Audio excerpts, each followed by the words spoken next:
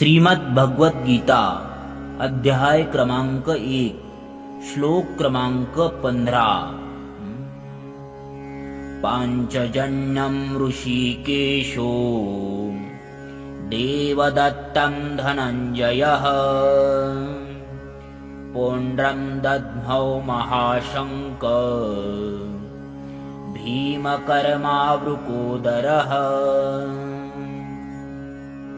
या श्लोकामध्ये वर्णन करतात की कौरवांनी आपापली शंख वाजवल्याच्या नंतर पांडवाच्या बाजूनी असणारे भगवान श्रीकृष्णही आपला पांचजन्य नावाचा, अर्जुन देवदत्त नावाचा आणि महाबली भीम भयानक आवाज करणारा पौंड्र नावाचा शंख वाजवतात आणि युद्धाची घोषणा करतात।